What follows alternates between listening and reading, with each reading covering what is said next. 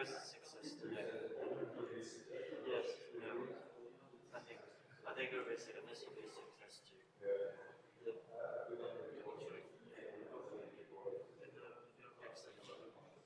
Fantastic. Thank you very much.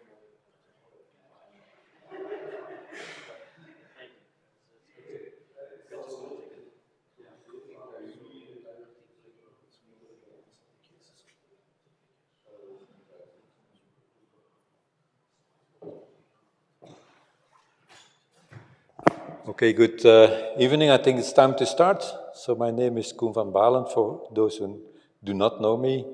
So I'm one of the initiators of HERKUL, and today with HERKUL, which is the Cultural Heritage Institute at KCO Leuven, we organized a playground, the first one ever of HERKUL, and I think the first one ever at the University of Leuven. I'm not sure. I'm not sure about that. So we wanted to finish this day with something which is meaningful and relevantly related to HERKUL, because when initiating HERKUL, we decided to use the Commons and the peer-to-peer approach, and the little booklet of Michel and his colleagues was like a little bit Bible on my desk very often, and I became like, let's say, sharing this information with many people. And so it's a challenge within the university to organize an organization according to those principles, but I think in the university, of course, is a very open environment, so we should be able to experiment, and so we understand this is by itself an experiment. Okay, so we have been in touch various times, so I was very, very pleased every time when we had these meetings and these exchanges, and so in one of our last meetings, we invited Michel by sharing this information. And then we are very happy that we hooked up through Marek Krabs, in fact, who will be joining us in a minute with another organization that is dealing with cooperative entrepreneurship within the Faculty of Economics. And of course, talking names, cooperative and entrepreneurship, I think it's also very much in line with the Commons. And so we were very pleased together to organize this evening lecture after the playground of HERKUL. So unfortunately, we had to deal with things we do not have under control, which are not even part of the Commons, although public transport may be understood a certain way like that. But okay, some people at the company decided to strike, and so therefore we have a little bit less people than had originally enrolled at this event. And therefore also we decided to record the event so that we can share this information with more people later on. So I'm happy that you are here, that you take the efforts in joining us here for, I think, a very interesting event explanation, and I think there will be also some time for discussion after that. I don't know, I have once read the curriculum of Michel, but I don't know if I will not repeat it. I think that's not the purpose. I think what is important to know is that Michel Bauwens, as a Belgian, lives in Thailand, and so that his coming is also related to another activity that he is dealing with in Brussels. So that's also a kind of bringing together different efforts. And he has a long experience with this field of work. The publications refer to that. And also particularly, I think in Ghent you have been working quite actively. And I think we also had the possibility to have some talks in Brussels with this organization. The name is escaping me now. Oops, I don't know what's this happening. Okay, screen is going away. And so that was a kind of a good, interesting initiator. I see that we have a little problem of the computer, but we will solve that immediately. So Michel, you can say a little bit about yourself. You are the best person to know something about yourself. So I think we can go for it. Yeah, here it's on the screen. I don't know what it is.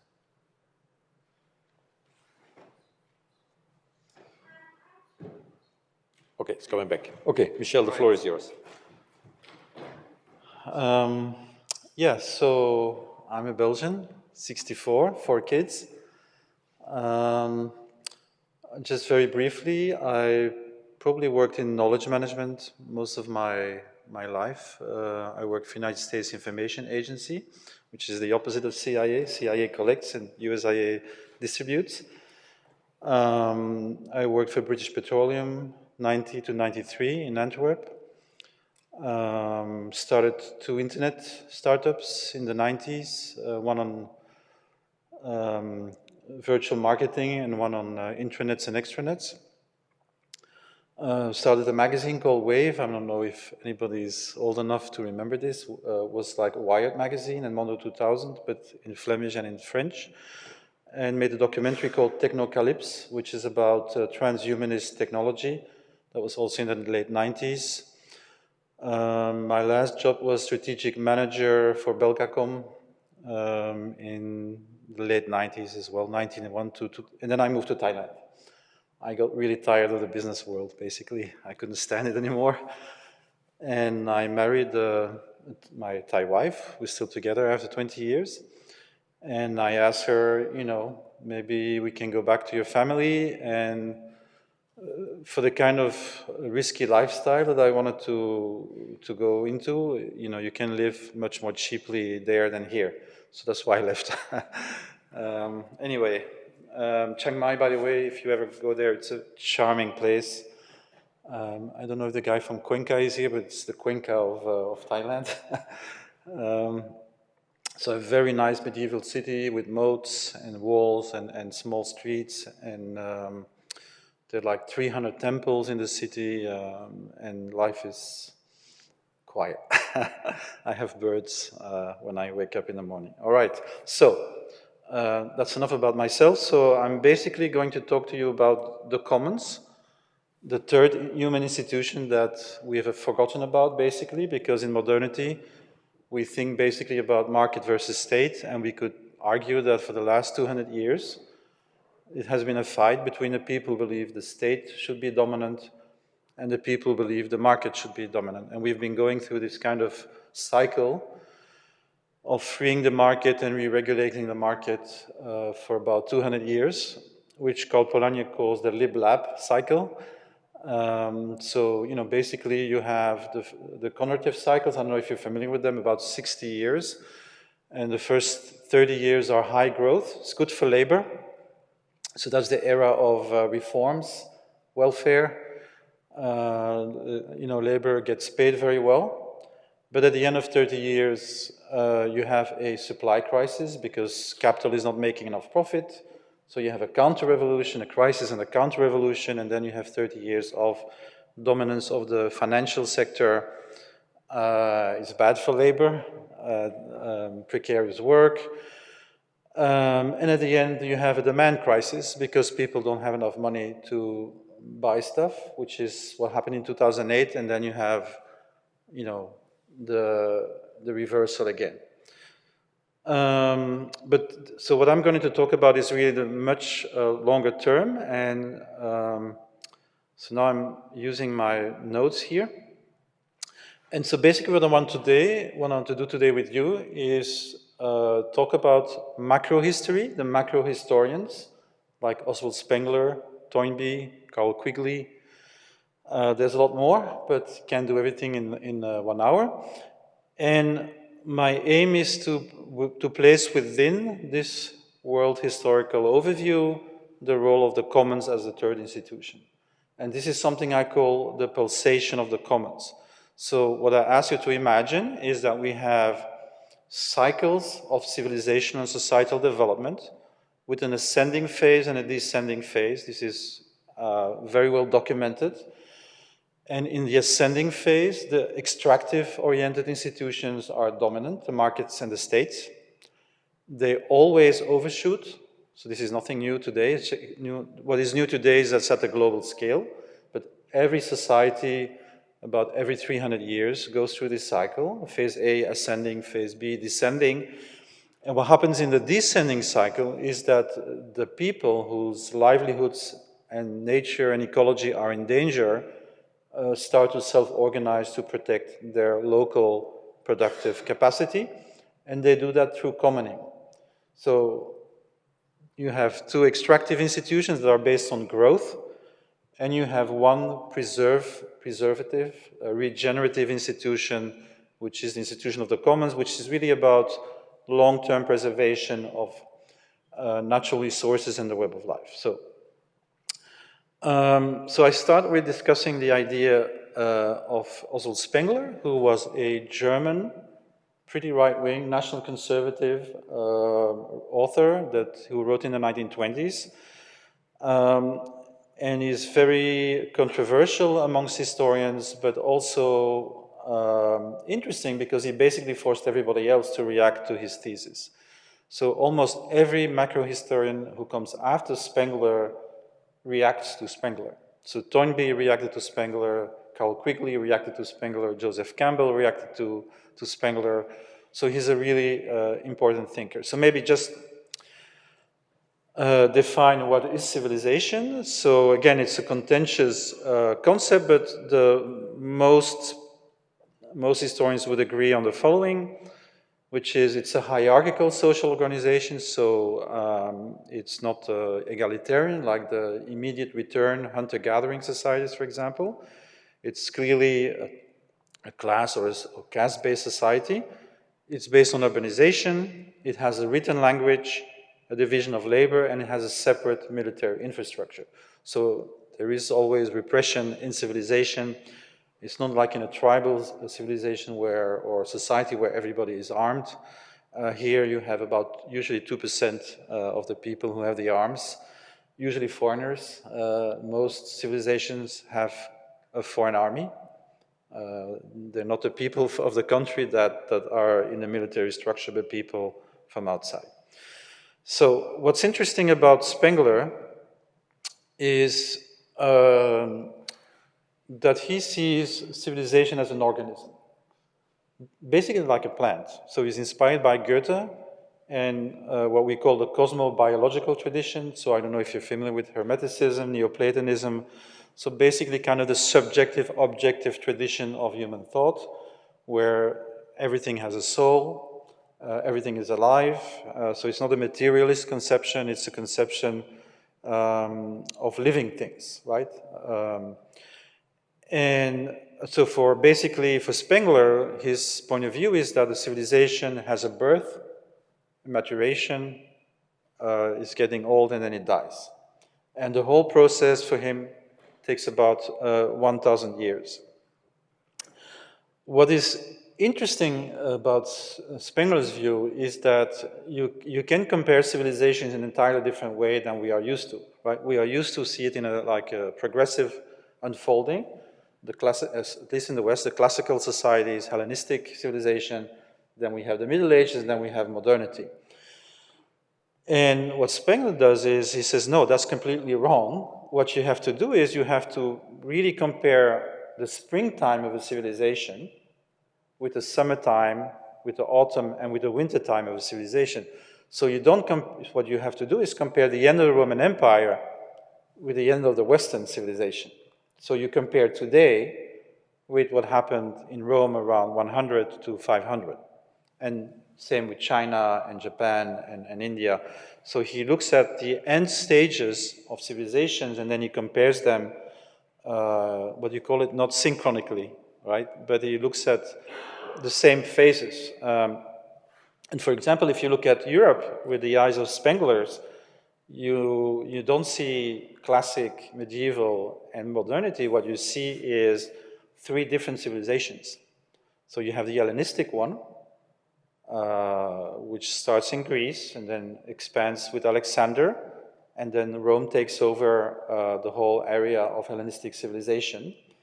And then that ends, right? And so if you look at, for example, the architecture of the late Roman Empire, for Spengler says that's actually no longer Hellenistic, it's the Middle Eastern civilization, what he calls the Magian civilization, that has taken over Rome.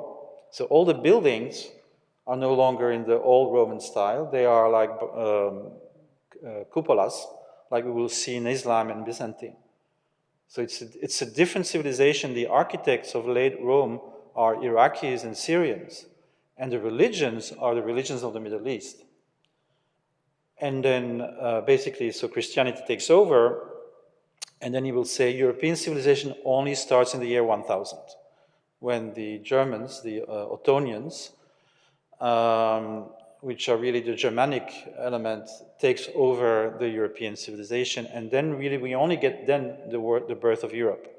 So for Spengler, European civilization only starts in the year 1000, specifically which he calls Faustian. And just to give you an idea of how he sees it, so he says if you look at the basilicas of the late Roman Empire, they're enclosed. So people are protected in a kind of a bubble with the 7 spheres, and there's no big windows. It's a protective kind of bubble.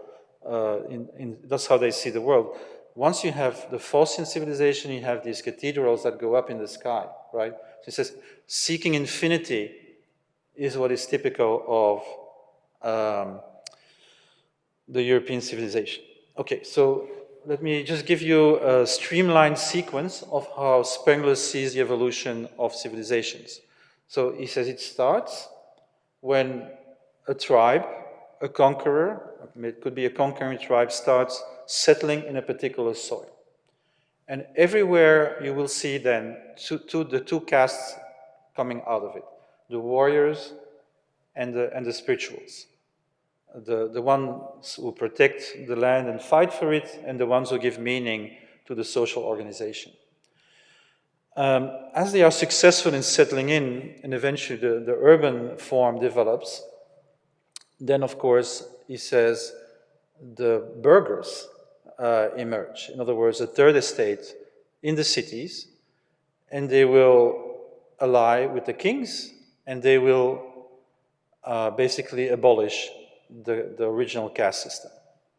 And then the fourth estate, the working class, evolves.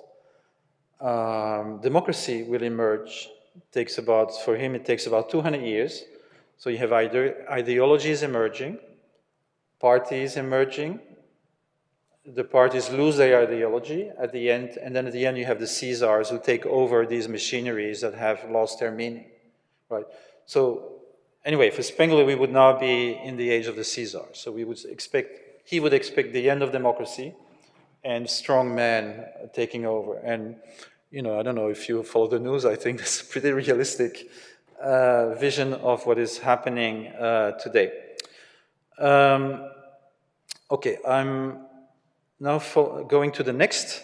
Toynbee, who is the one who reacted to Spengler. And his critique on Spengler is basically that Spengler is deterministic, right? So you have a vision of a civilization with the 4 seasons, and then it's finished. And there's no way to escape. So Spengler, he says, when you're in decline, you're in decline. You basically have to be aware that you're in decline, and live the best life you can have within a declining civilization. There's no vision, there's no part in Spengler to actually give agency that we can do something about it. Maybe you can delay it, like in Rome, it almost collapsed in the 3rd century, and then it rose again for 2 centuries, and then it collapsed anyway, right? So this is probably possible within the Spenglerian vision, but what Toynbee brings to the idea of the evolution of civilization is basically that civilizations learn and grow. And so he will posit that there have been 3 generations of civilizations. The first one is the one we know in the Middle East, so Mesopotamia, Sumeria, Egypt, so that's for him the first phase. Doesn't talk that much about China, as far as I know, in his book, and India, so he really focused on Mesopotamia. Then he would say the second phase is the invention of the alphabet. So you have first phase, purely mythological dominated civilizations. But once you have the alphabet and the abstracting of thought, from those image alphabets, then you start having something like Greece, where rationality and mythology are like on an equal level. So he calls that the second level civilizations. The third one would be the industrial civilization of the West, which he says has become universal. So there is cultural resistance against the Western model, but I don't think of any country which hasn't adopted the nation-state form and the capitalist economy, right? So that form which was developed in the West is now the global hegemony, if you like, even in non-Western countries and civilizations. And so if you believe this, that there have been these stages so in other words, there's a kind of a ground knowledge and technological evolution that grows, right? So look at it as a spiral development. So you have ascending and descending phases, but it actually never goes back to the old level. So the spiral is actually going up. And if we believe in this evolutionary vision, then I think we can posit, I'm a bit anticipating of what I will say about the commons, but I think we can now anticipate a fourth form of civilization, right? Because the digital is really very important. And the reason it's important is because civilization for Toynbee is basically a relation between humanity and nature, between city and the countryside. So it's a geographical thing.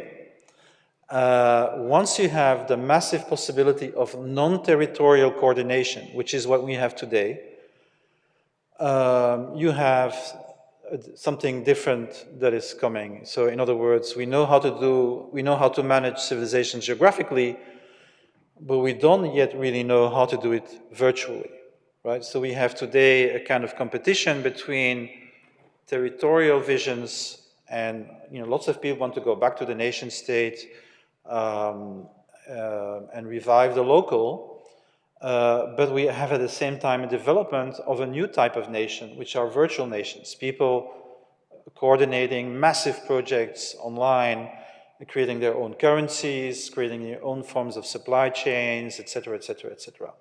So this is kind of what we would say, maybe anticipating that we are following Toynbee, we could be at the fourth generation civilization being born right now, right? Without really knowing all the details, but this is certainly happening. So some really interesting concepts that you can learn from Toynbee is, the first is challenge and response. So he says civilization is a response from humanity to climate change, right? So you have 12,000 BC, you have the deglacialization, the levels of the sea go up 120 meters. The deltas of the Nile and Mesopotamia become swamps, and North Africa dries out. And so civilization is born by people living there who don't want to leave their place and say, we have to reorganize, we have to dominate nature in order to survive and stay where we are. So this kind of notion of challenge and response is very key to Toynbee.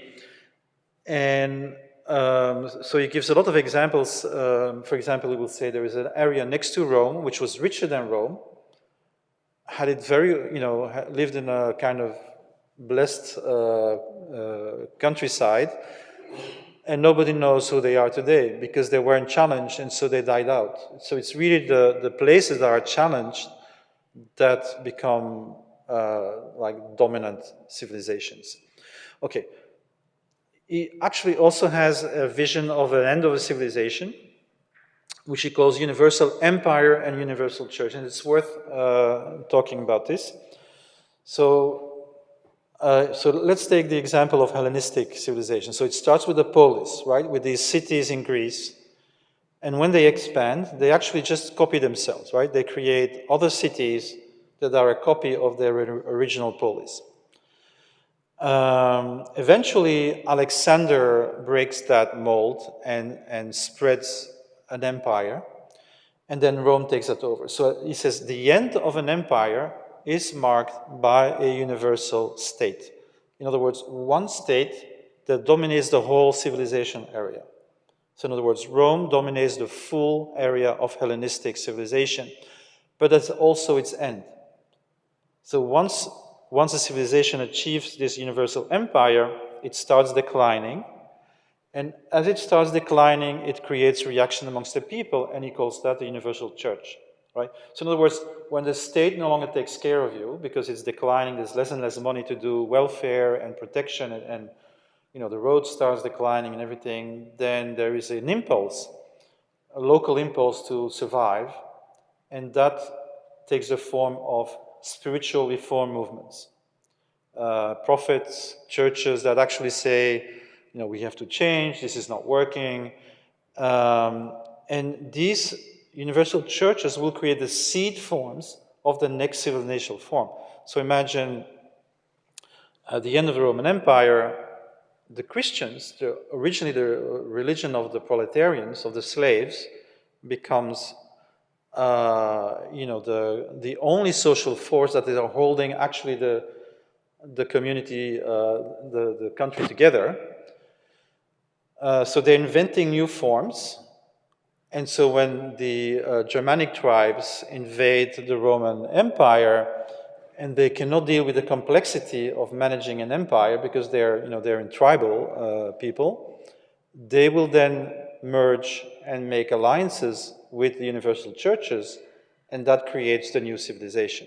So this pattern is a very important one for Toynbee.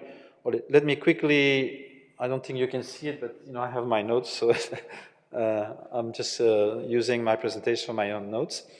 So the third person I want to mention is Carroll Quigley, who is American.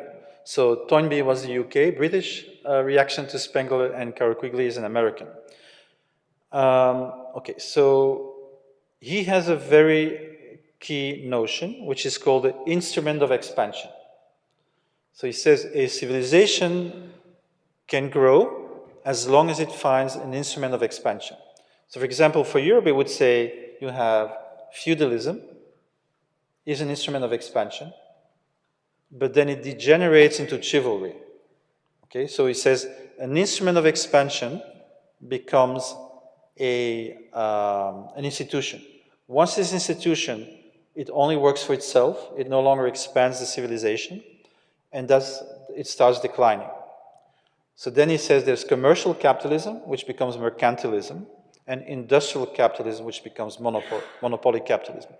So the notion of an instrument of expansion is a non-deterministic view of civilization. So he says, actually, if you find a new instrument of expansion, you can revive the civilization. And so we can ask the question, is neoliberalism, was it a new instrument of expansion or not? That's the kind of question that Carroll Quigley will ask. But I want to anticipate what I'm going to tell you about the commons by thinking about an instrument of expansion for the commons, right? So there are really very good examples of this. So in the Roman Empire, when they went to war with Carthago, with Hannibal, and Hannibal came to Rome and destroyed the countryside, it destroyed agriculture for 5 centuries. So there was Rome never recovered its agricultural production in Italy. It started getting food from its empire, but the Italian countryside was dead and never recovered. Well, then you have, in 500 something, you have Saint Benedict. Saint Benedict created the rules of the Benedictine life. So this is a protocol for a collective enterprise. The monks, the monasteries, collectively owned. There's no private ownership. And he restored, within like 70 years, Italian agriculture, using this model of these Benedictine monasteries. So a collective entity which is able to grow, right? Not a market, not a state entity, but actually a commons-based entity that spreads virally and has an instrument of expansion. And we repeat that in Europe in the 10th century, 11th century with Saint Bernard, the Cistercians, right? So he critiques the Benedictines because he says they are the synagogues of Satan because they've become complacent and the monks are no longer working. They have like serfs working for them. He says, no, we have to work, right? So Saint Bernard is interesting because he is the inventor of productivity in the West, right? He says, since we thank everything from the divine, we have to maximize prayer, And in order to maximize praise time, we have to work very efficiently. So it's a prayer maximizing enterprise. And they will be responsible for developing 70% of the land in Europe. So this is, this is an instrument of expansion, and they do it by following the methods of the bees and the ants, right? So basically you have, could be mistaken, but you have, I think, like 12 hermit monks, 24 working monks. And when they reach a certain level, could be 48, I forgot the exact number, then they are forced to split.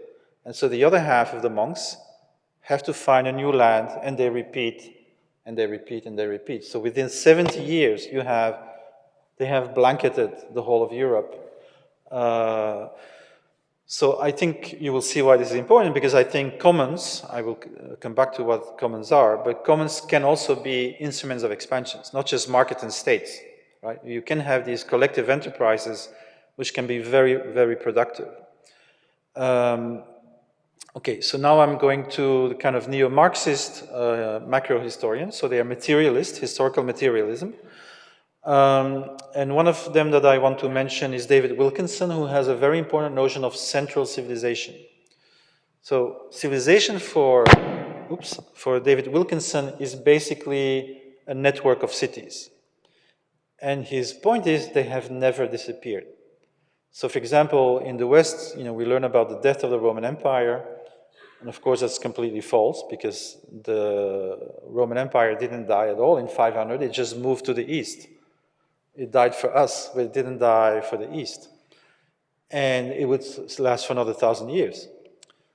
So in other words, some cities may have declined in Western Europe, but the system of cities just kind of continued anyway, right? And so at no point in the history of the world did civilization actually disappear. I don't know if this is important for you or not, but I think that in terms of collapse theories and apocalyptic theories, I think this is an important notion, that somehow over these many declines and collapses, this kind of knowledge base, that this civilization never disappeared completely. And the argument of David Wilkinson is that it started with the fight between Mesopotamia and Egypt. So his thesis is basically, if you fight, you become one system, right? Because if you have an enemy, you have to know how they arm themselves, what weapons they use, how they organize themselves. So if you are in a conflict, you become one integrated system. And so that system then eventually moved to Europe and eventually moved to the world, right? So in other words, the world civilization in the 1600s was taken over by the West. That's his thesis. Briefly, Peter Turchin, the book is called Secular Cycles. He is very good because he actually documents the cyclic nature of agricultural civilization. And he has an amazing database called Chesta, which basically all the quantitative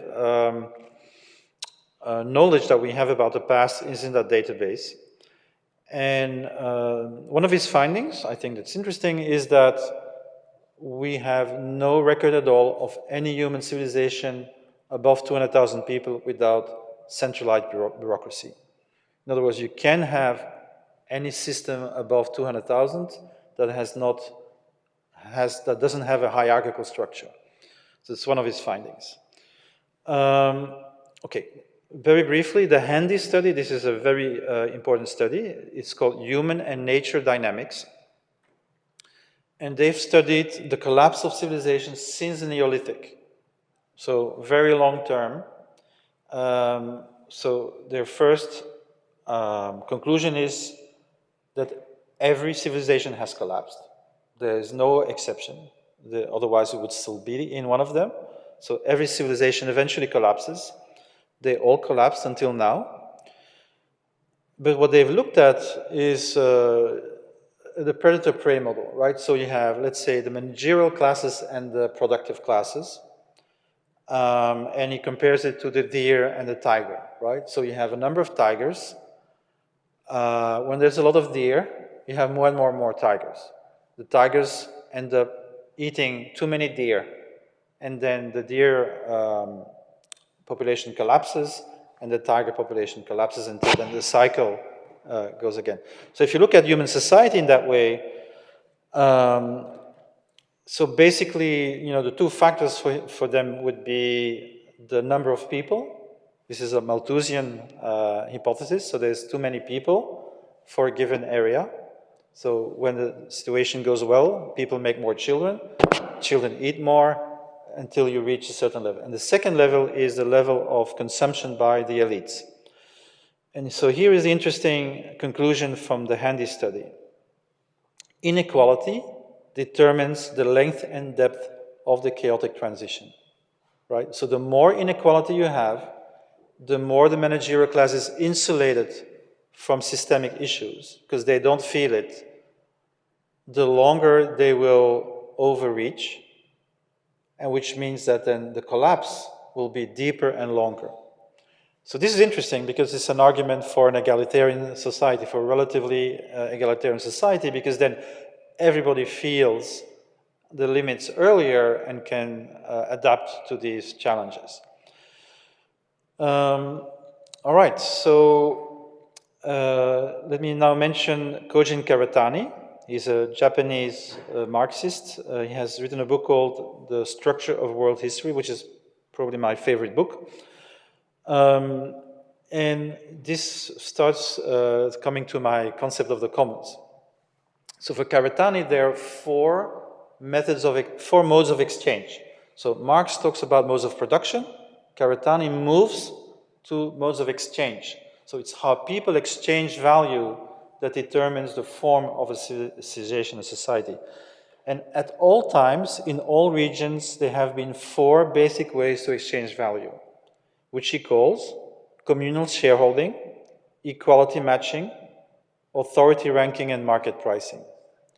All right, so communal shareholding is the commons. So let me explain now what commons are. Commons are usually defined by Ostrom and others as with three things. It's a shared resource which is managed by a community using its own rules and regulations. All right? So it's a thing. It can be immaterial, like free software, but it's something. It's something objective. It's something that is a choice. So in other words, a group of people have chosen to manage their resources in this particular way. They don't use the market form and then don't use the state form. They use the commons form. And it's different from the state and the market because they have their own rules. It doesn't mean that they don't have to compose with markets and states, but they have their own rules. And commons have a history very quickly. So the first commons are natural resources. So riverbeds, mountain flanks, forests. So you think about why the mountain flanks in Switzerland and Austria are green, and in Japan. And of course, the basic reason is that these mountain flanks are commons. They have been managed by these communities for thousands of years, by the village communities, in order for this food source to remain productive over long times and multiple generations. When the commons are abolished under capitalism, this is called the Great Enclosures of the 16th century. Basically, the land is fenced in, and we believe now that we are more productive through privatization than through commoning. So the people are chased away from their common land, and they become proletarians in the cities under industrialization. So then emerges the second form of the commons, which is the social commons. So the commons are no longer physical under industrialization, they become solidarity mechanisms. So the working class, which has no protection when it is chased to the cities, they die at 35 on average until the 1840s, starts building up what we know today as the welfare state. So all the elements of the welfare state were actually developed as social commons, as mutualization of risk by working class organizations. As you know, this has been statified. So we privatize the common lands and we statify the solidarity mechanisms, and that gives us the modern nation state. Then in 93, we democratize the web and we get a new form of commons, which is the knowledge commons. So from 1993 onwards, we have an exponential rise in the West of shared knowledge commons. Free software, open designs, etc. I would argue there's a fourth phase, which I studied in Ghent, which Koen mentioned. So I worked for the mayor of Ghent in mapping the urban commons in the city of Ghent. There were 50 urban commons in 2008, and there were 500 in 2016. So in other words, we have a tenfold increase in the mutualization of provisioning systems in cities. And I've seen studies about the Flanders, about Belgium, about the Netherlands, about Catalonia, and other places. So this is pretty much what is happening today. We are in a phase of descending civilization. So we have a reaction, which is the mutualization of provisioning systems. If you cannot get a good provisioning from market and state, you react and you create and you mutualize urban provisioning systems. So this is happening at a significant scale today everywhere. I don't know about Leuven, but you go to Brussels, there are probably like 250 groups that collectively purchase organic food. That's a form of mutualizing of provisioning systems, right? So if you look in Ghent, you would see any provisioning system that you choose to look at, you will see there is state provision, public housing, there is private provision, private housing, and there is now a significant amount of commons-based housing, cooperative housing, co-housing arrangements, and all of that, right? You look at cars, transportation, you will find in Ghent 2 car-sharing associations and co-ops, like Dégage and what's the other one? Pertago. I'm not sure how much members Dégage has now, but it had like 2,000 members maybe when I went to see them in 2017. Every shared car replaces 9 to 13 private cars, right? So if you join a club like a car sharing club, you have always access to a car. You use 80% less matter and energy to have that right to transport. And it's, of course, significantly cheaper, right? All right. And so I think there is a fifth stage, which I'll briefly introduce now, which I call cosmo-local production. So this is, so you will notice with the urban commons is they don't make their stuff yet, right? They redistribute. So you have farmers making food, car companies making cars, and the commoning aspect is only the redistribution. It's in the distribution, not the production. But I'll give you an example of how it is shifting to production. So if you visit the micro factory in Brussels, which is a place where craftspeople come together, they look for cheap rents in the fringes, the industrial fringes of cities. They mutualize this building, and they use open source methodology. So they have what they call an invisible factory, where 120 of these multi-factories share their experience together. So in other words, they have a knowledge commons, right? They produce locally in their city, but at the same time, they are united virtually. Does that make sense? So this is what I call the cosmo-local option. Okay, let me maybe say something about that. So we now have Ukraine as a fight, right? As a war. So you could look at wars, especially world wars, as systemic wars. So you could look at World War I as a war between the nation state and the imperial form, right? Austro-Hungary, the Ottoman Empire are destroyed in World War I, and the nation state becomes a dominant hegemonic form of organizing society. Once that hegemony is established, then you have the second issue becomes, well, how do we manage the nation state? And so then you have fascism, communism, and the parliamentary form that fight it out in World War II. Fascism is defeated, and eventually communism ends in 1989, 91.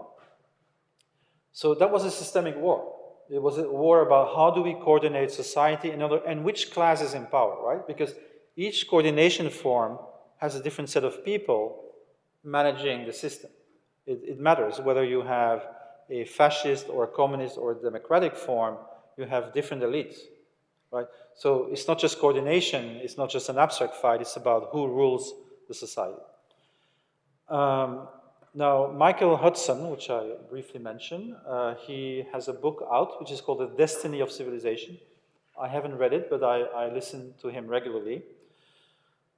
And he has this kind of theory, which I think is quite interesting. So he says, basically, on the Eurasian continent, we have had a 1,000-year war between the market and the state. So it hasn't started, in 16th century, it's way before. So the Eastern system, the imperial systems, are systems based on harmony, where the father, the emperor, protects the people against the market. So in all the imperial forms, you have small markets. They are completely dominated by the state bureaucracy. And the state manages the market so that it doesn't have this kind of lib-lab dynamic. So this is a harmony model. I'll give you an example because, just to make it concrete, because I live in Thailand. I don't know if you traveled there, and this is something that is very strange for a Westerner. Like when I go to a restaurant in Chiang Mai, I can take everything with me that I want. I can take a bottle of whiskey, I can take my own food, and nobody will say anything, all right? So this is already very strange for us. We are not used to that, right? In front of every shop on the street, you have somebody selling food, right? So in other words, there are lots of small traders, the food vendors, that are tolerated in that society. Even the shopping malls have 2 or 3 times a week a market in front of them. So what I want to try to say with this is that there's some underlying social contract in Thai society that allows everybody to have a job. If you don't have a job, you make food and you sell food. This doesn't happen in Latin America. In Latin America, I was in Brazil several times, stayed there for several months. Small traders are constantly persecuted by the police. They don't have the right to sell food. There's no place for them, right? So you have a lot more poverty and crime in Brazil, and it doesn't exist in Thailand, right? So this kind of patriarchal idea is that the elites in Thailand allow all kinds of things to happen to keep the harmony in society. For example, and all these things were very new to me when I started living there. So when you work in a bank as a woman, for example, and your kid is sick, you bring the kid to the bank, right? So while you're handling money, you see children playing behind the counter. I have a niece. She had some issues, about the meaning of life, and her boss just gave her like 6 months off. Continued to pay her. Anyway, so I'm trying to give you an image of how this kind of idea of a kind of protective society works, even though it doesn't have welfare and social security, right? Anyway, so Michael Hudson's idea is that so you had this imperial form which had clean slate legislation, jubilees. In other words, debt was never permanent. Every 25 years in the Middle East, you had a clearing of the debt, right? You never have accumulation of debt. This is quite amazing. And the West broke with that tradition. So the Greeks were the first where the creditor class came to power. And I don't know if you know this, but the democracy of Athens was a revolt against debt, right? So in other words, a Western model for Michael Hudson is an antagonistic model. So you have a private class taking over the state and never abolishing debt. So creating this kind of permanent extraction of working people where the market becomes dominant and you have counter-institutions. So the flip side of having an antagonistic model is that you have a strong civil society because people need to defend themselves, right? So the Roman system has a tribunate. The tribunate is a permanent institution which defends the plebs, the working class, against the Senate, right? And this system, even in the Middle Ages, which is a bit like a return to a more organic form of society, remains the basis of our legal system, right? And so Michael Hudson sees today basically as a struggle between the rentier capitalist Western system, the maritime power which controlled the ocean since the 16th century, and the revival of the Eurasian state sovereignist axis. So that's how he sees the current conflict. And I personally think he's right. But what the cosmolocal model indicates, which I'm trying to defend here, so what is cosmolocalism?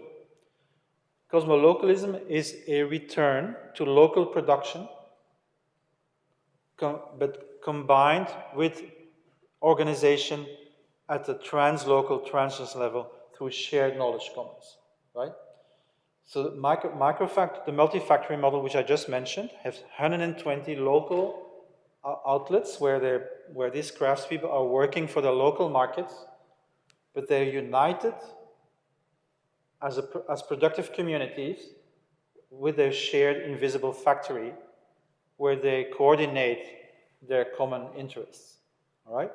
So we just published a book about this. You might want to check it out. It's called The Cosmolocal Reader, where we describe about 40 examples of this model, the cosmolocal model. So the rule is very simple. What is heavy is local, and what is light is global and shared. Now, why is this important? Because so the innovation of capitalism is that it tried to remove itself from the cycle of ascending and descending.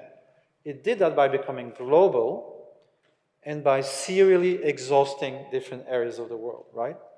So if you're global, you don't mind, right? So we have food here in Belgium. If, let's say, Ethiopia gets exhausted, we don't mind because we're going to get food from somewhere else, right? So the global system has allowed capitalism to go beyond the cycle, or at least it thought it did. But then it arrives at the point today where we are in global overshoot. And so the problem, if you look at Ukraine as a systemic war, is that you have two systems that are based on rivalry for scarcifying resources. And that is a recipe for war, right? So whether it's the states that fight for their interest or whether big market companies work for their interest, they're fighting for control of scarce resources, right? And so this is a conflict-ridden, both of them are conflict-ridden systems that have a big danger of leading to warfare. So the cosmolocal model, and maybe it sounds utopian, but this is what I believe in. The cosmolocal model is, first of all, we believe that today citizens are becoming productive, right? So in the market model, we believe that only scarce goods create value. So we scarcify goods, we sell them on the market, and we get a surplus from selling them on the market. But there's an enormous amount of value creation that we don't recognize, right? And this is something we decided basically in the 17th century. If you think about the economy as a common-centric model, as a contributory model, so let me take an open source community. In an open source community, 100% of the people are there because they want to be, right? So it's an extremely productive model of production. In a company, only 1 out of 5 people are self-motivated, meaning that if you stop paying them, they stop working for you, right? And if you don't have money to pay, nobody works. In an open source model, what you're basically creating, so you're creating a holoptic system that tells you what is needed by the system. Any individual can see the totality of the system and say, I'm going to do this, right? And so you contribute to that knowledge commons. Out of that knowledge commons, value added is created that creates a market. So it's not like the commons is not economical, right? The thing is that what we create is an alliance, I call it the entrepreneurial coalition, of all the people who are codependent on this common resource, like the free source code of a particular piece of software. And out of that, you create an added value community, which is a market community. And the question then becomes, for the commoners who are working, let's say in free software, is the relationship between the commoning, the contribution-based value creation, and the market-based extraction, is that a generative or an extractive relationship, right? So that's the question you have to ask yourself. But very importantly, the shift in open source is a shift towards a contributive economy. Everybody who contributes to the common knowledge base that is needed by everyone actually creates value. And so this is something I studied as well. So we had a study called P2P value. We studied 300 peer production communities. And what we noticed is that these people are reinventing the economy. So for example, as you know, accounting, and it's a boring subject, right? But accounting created civilization, right? So you have the first accounting that we find is in Sumeria, by the, temples that count the grain coming in and out. So in other words, accounting created the state, right? And there's a fantastic book, Against the Grain, you may know it, James Scott. He says, civilization can only emerge where there is rice or grain, because it can be seen and counted by state officials, right? And he talks about my region in Thailand called Zumia, where the mountain people always refuse to grow rice, and they grow root vegetables, which cannot be seen by state officials. And so they remained free of the state until maybe 40 years ago. Now it's difficult, but they were quite successful until that moment. Staying out of the purview of the local state forms. So we looked at 300 peer production communities. And okay, so capitalism was created by a monk, I forgot his name, Lucio Paci or something, Pacio, 15th century, who created double entry book accounting, right? And basically it's a vision of the world where you have a private entity that looks at whether it extracts things from the outside and grows its capital and ownership. So that created capitalism. So I'm going to tell you today that peer production is already creating 3 new forms of post-capitalist accounting, and I find it very significant. The first one is contributory accounting. So what is contributory accounting is, so you have a community, and you're co-creating this common value, right? But only some of these people in your community can create market value. So this creates a problem. Am I going to work for free? Because there's no prepayment in this system. You work and then you get money later. So am I going to work for the common if I know that only a few people extract value from it? And the answer is no. So in order for a commons, an open source commons, to continue to exist, it has to find a solution for that. That solution is called contributory accounting. And 75% of those communities, and this is a study from 2012, already use contributive accounting. The second new accounting that is being developed is called flow accounting. So if you look at blockchain ecosystems, which are open source and community-based, along with their many issues, so they are open ecosystems where people can come in and out, so that's a really interesting model. The accounting they use is called REA, Resources, Events, Agents.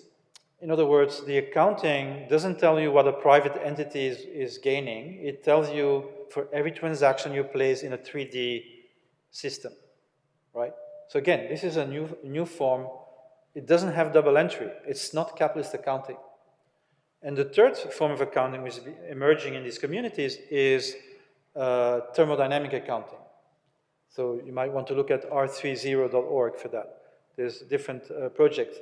So thermodynamic accounting gives you a full view of the flow of matter and energy in your ecosystem. By the way, I don't know the details, but maybe some people from China are here. I heard that in 2 provinces in China, they're already using biophysical accounting. And if you notice, when China makes agreements, like with Ecuador, I don't know if you're still here. No, he's not here. It's not about money, it's about exchanging physical. So China is already, in my view, the first biophysical civilization, right, using these new types of accounting. There's another, just wrapping on China, but there's another province whose name I forgot, who's using Proudhonian regulations. So Proudhon and Marx, 19th century. Marx said surplus value comes from the work of individual labor, the surplus value, And Proudhon said, no, the surplus value comes from putting people together, right? It's the collective that creates the surplus value. You put 20 artisans together, they're going to make different things than if they work separately. There's things you can do together that you can do individually, and that's the surplus. So you might have noticed that all the new capitalist companies today are Proudhonian companies, right? Uber, Airbnb, Google, Facebook. They're not hiring people and selling the products that these people make. What they are doing is they allow us to common. They allow us to exchange information, exchange knowledge, exchange seats in a car, exchange apartments, surplus apartments, and they extract a tax on the surplus created by our peer-to-peer exchanges, right? So all the new companies of the capitalist system today, all the big ones, are already commons extractive capitalist organizations. So I'm just saying that this is not a future vision. This is what is happening today. So we have a revival of the commons within the system of capital.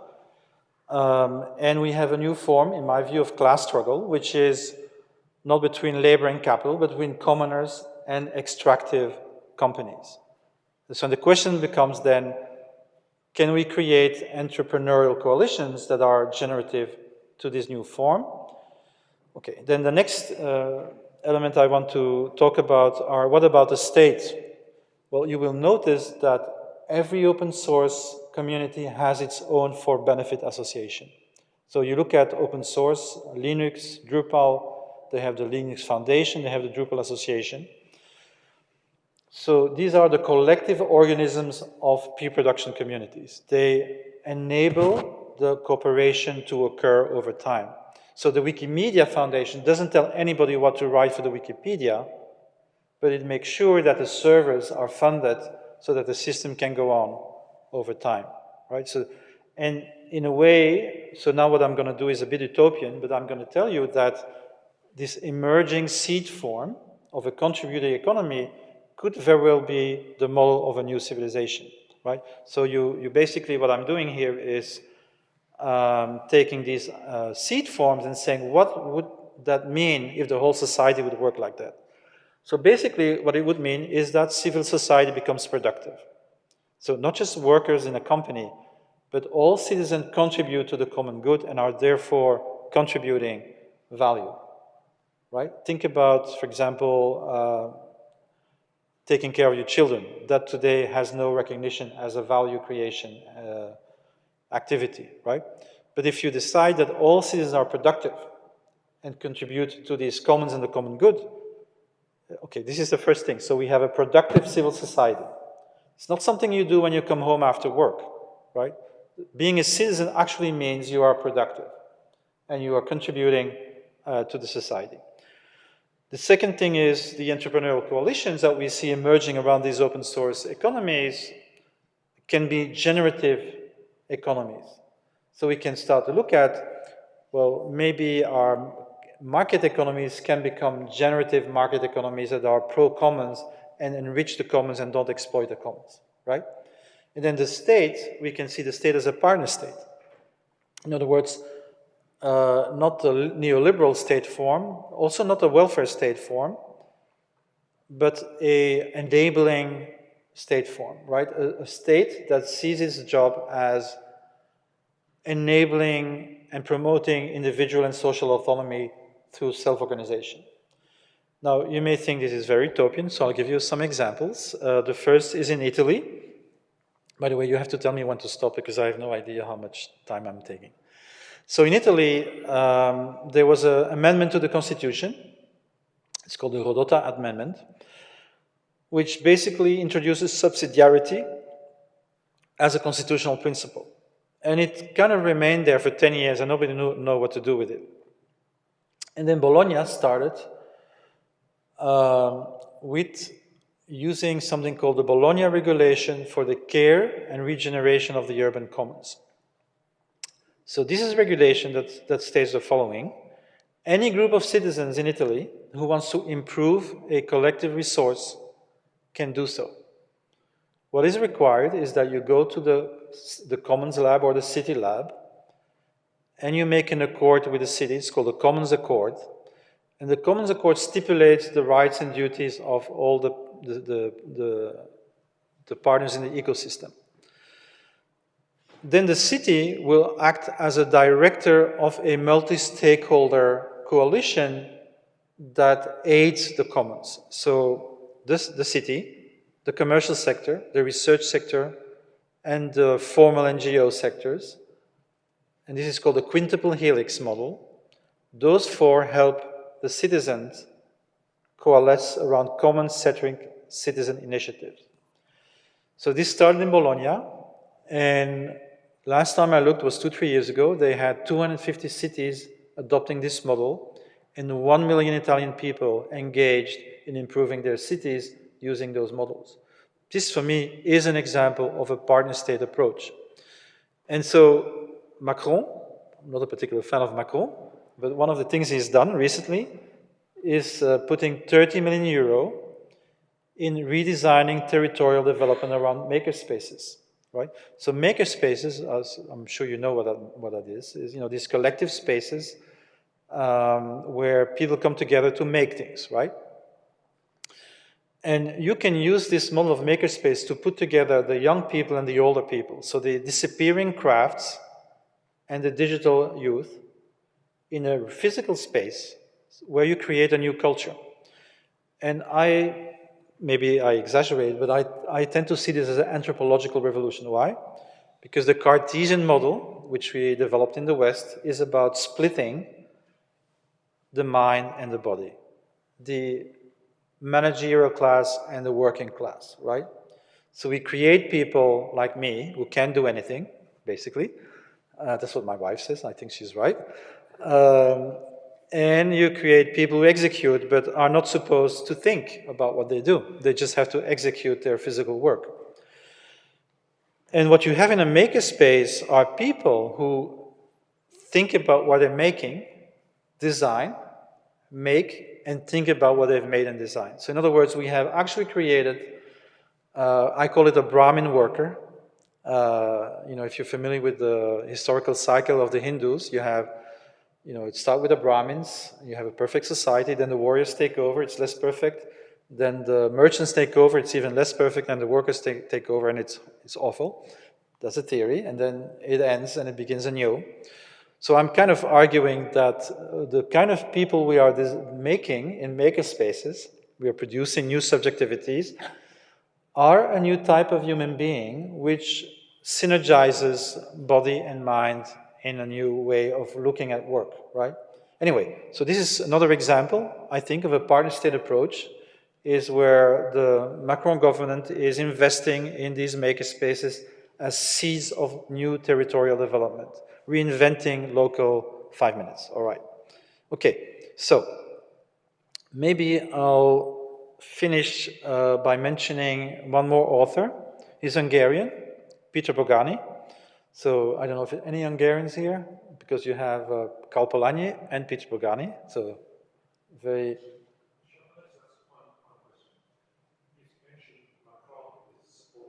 Yeah.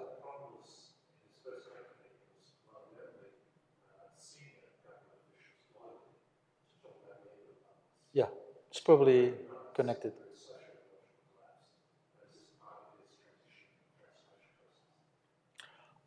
I don't know, but I would guess, yes, I would guess he has a certain, yeah. Right. Right.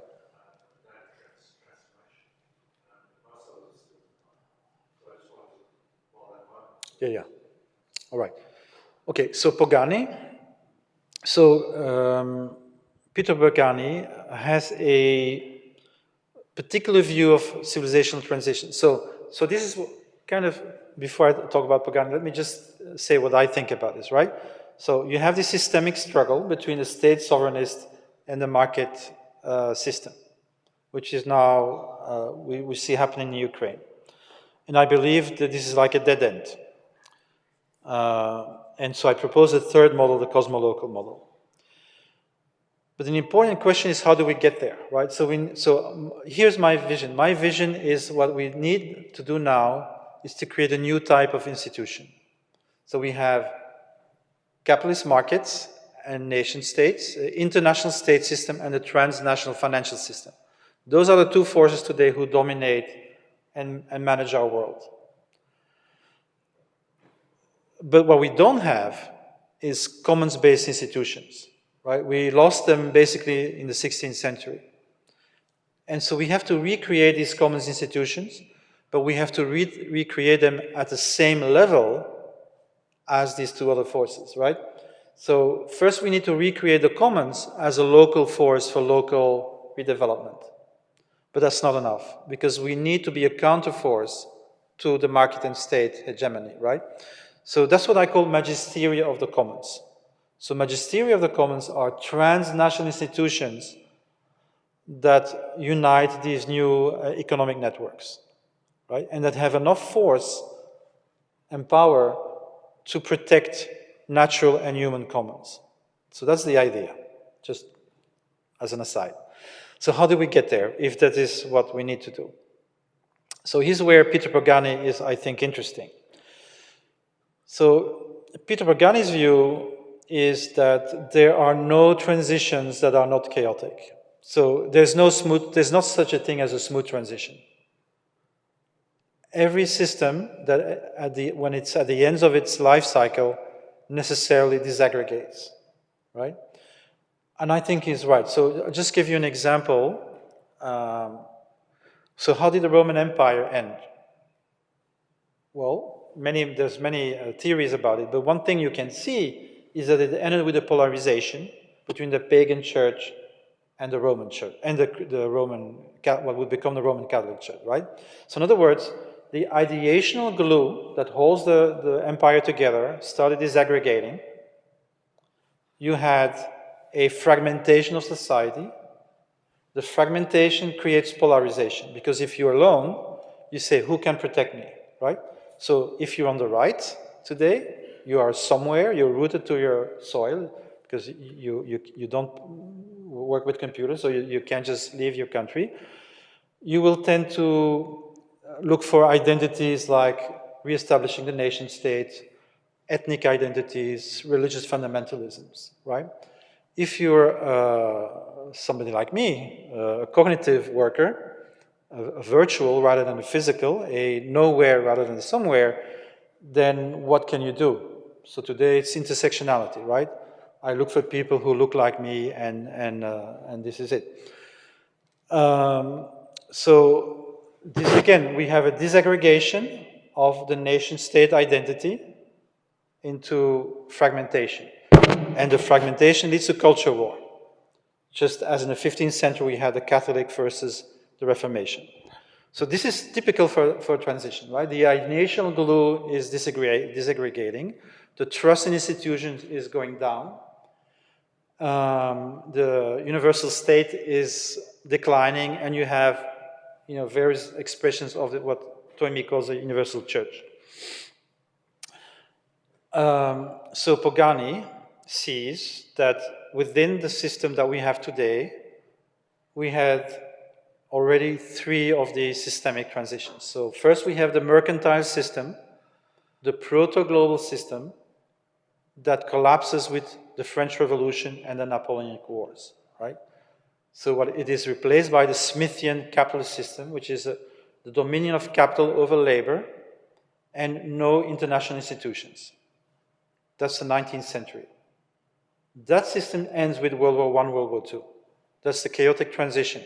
So global system 0, mercantilism. Global system 1, Smithian capitalism. Global system 2 is the welfare state system that came after World War II. That is based on what he says, weak multilateralism and a social contract between capital and labor, the welfare state. What it didn't do is any contract with nature. So if you look at the Anthropocene, sure, it starts in the 19th century, but the hockey stick really starts in the 1950s, right? In other words, we paid for our welfare state with a hyper-exploitation of natural resources, and we moved to the consumption society model. And that is the model that is now dying, right? We are in declining phase of global system 2. And so the prediction of Pagani is that global system 3 which is what will come after the chaotic transition that we are going through, will be based on, one, strong multilateralism, so which is, I think, congruent with what I propose as cosmolocalism, with these magisteria of the commons, and two, a social contract to the whole world, not just in the West, so basically welfare extended to the global South, and three, a contract with nature. So for Peter Pogani, this is basically what we're going through now. And so a transition period is a period where the old institutions are dying, and there is a Darwinistic experimentation phase with seed forms that may represent the new form. And basically this is what I'm trying to explain. I believe that today those seed forms are peer-to-peer and commons-oriented. So I think by looking at the emergence of these new ways of doing and thinking and feeling, that we are, in a way, are able to anticipate somehow what is coming after the disintegration of global system 2. That's it. Thank you.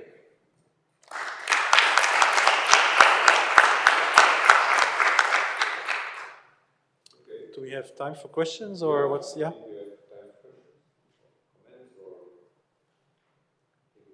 Wealth of ideas.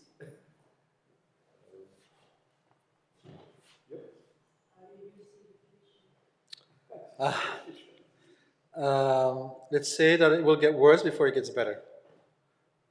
So I think that, you know, if you look at history and you realize that transitions are very, very hard and harsh, then like there's no sense of like short-term optimism. Things are gonna get worse. But you can also then think that after this integration comes a reintegration, and that's important because I don't know if you're familiar with Viktor Frankl, Man in Search of Meaning. So he was in the concentration camps, and he said only two kinds of people survived: the communists and the Catholics, right? Because the Catholics, the Christians, had this vision of the afterlife, and the communists had a vision of a social utopia. If you didn't have it, you would just let yourself die because the present around you was awful. And so it's only by having a narrative that allows you to see beyond the crisis, right, that you can actually mobilize your energy and feel and maintain yourself in those periods. And as you probably know, the suicide levels are exploding to an unprecedented level. So we are now in a period where a lot of young people just are not able to see the future, right? And that creates a meaning crisis. And, you know, I'm just attempting one narrative that might eventually be one that actually creates this kind of resilience that you say, okay, you know, we have to go through this. It's not going to be pleasant, but after that, humanity will continue its march and will have found solutions to the... So, you know, every system is a solution to a problem, but then it creates its own problems, right? So that's where we are now. We have solved issues, but by solving them, we have created a new and higher level issues that we now need to solve at a global level.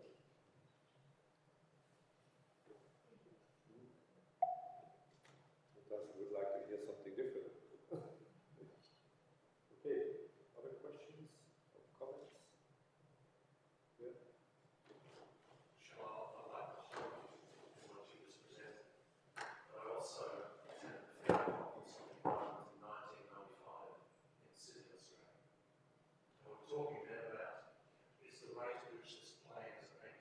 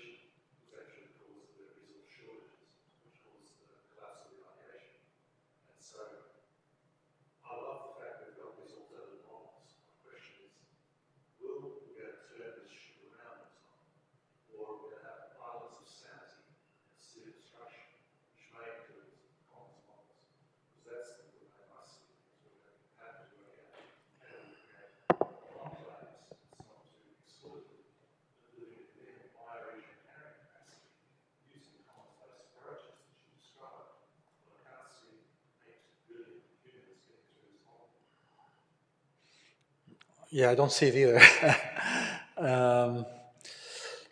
Yeah, you know, if you look at history, it's unfortunate, but like first people go to war, and then the cost of war is so steep that they decide to make peace, right? So with the Napoleonic Wars, that's what happened. So what Napoleon did was, you know, before Napoleon, war was civilized in a way, right? So you would have these kings, and they would mount armies of 20, 30,000 people, you know, and they could mobilize maximum 100, 200,000. And they would make sure not to destroy too much and stuff like that. Then Napoleon comes in, national consciousness, and he arms the people. So he comes with 3 million people to the battlefield, and he just wipes everybody out until they then learn from him and eventually defeat Napoleon, but at a cost which made the elite decide at that time, you know, we have to avoid war. And for 100 years in Europe, we have peace, right? And same in World War II. The people who had gone to World War II decided, no, you know, we have to make peace between France and Germany. We have, you know, not to have like a Versailles peace and stuff. So they decided basically to create a model that gave us almost 100 years of peace. I mean, there have been wars, but in terms of like the level of warfare, you know, in the core was almost non-existent, right? I mean, we haven't, until Bosnia, I don't think we had any wars in Europe since World War II. And now we have Ukraine, but we had a pretty good run, but it's only because of World War II, right? It's because we had the cost of World War II that then your new generation decides to make reforms. And I think it's gonna be something similar. You know, I don't think that it's like stopping smoking. You know, how many people stop smoking before they get a health scare? Some, but most people only stop smoking when, you know, their doctor tells them, if you don't stop smoking now, you will have, you know what I mean? So I think collectively it's also how we behave. So I'm sorry if that sounds a bit negative, but I think that's what we have to expect, yeah.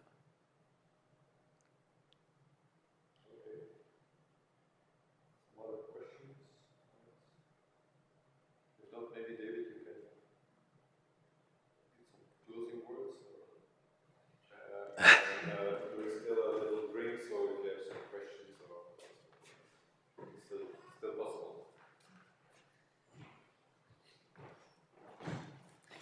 It's quite hard to come after a man like Michel, but no, I'm gonna keep it short too, because I'm sure everyone wants to go to the reception, and I'm also feeling a cold coming up. So as Koen said, I'm the coordinator of the Knowledge Center for Cooperative Entrepreneurship, at the KCO Leuven. And well, there's definitely some linkages to what we do and the research that we do on cooperatives. There's quite some linkages between the principles and values that govern cooperatives. So if you're not that much up to date on cooperative, I would say like really look into it, because it's a very promising field. And if you like this story of Michel on the Commons, I think you would definitely appreciate the story of cooperatives. I think that's easy. And well, what I can I say is that I liked the short thing you said about being a common knowledge base. I think that's a bit also what we try to do, is that we want to share our knowledge, all the results that our researchers do, that we like to share that with the community. I'm personally also strong of the opinion that the knowledge we bring forward should have a value for community. I think that's obvious for me. We do that. We have, I'll say it shortly, we have a bachelor course that we provide to students. We have a postgraduate program for people. And we started doing a thing where we sort of what you said about the people who think and the people who work. We started a series wherein we bring practitioners together with people who do research, sort of in a workshop, and let them share ideas and thoughts, because I think that's also very valuable to learn from each other. that's basically what we do, I think. So thank you. Thank you to HERKUL also that we could be part of it. It was a nice thing. And have a good evening. Yeah. Yeah.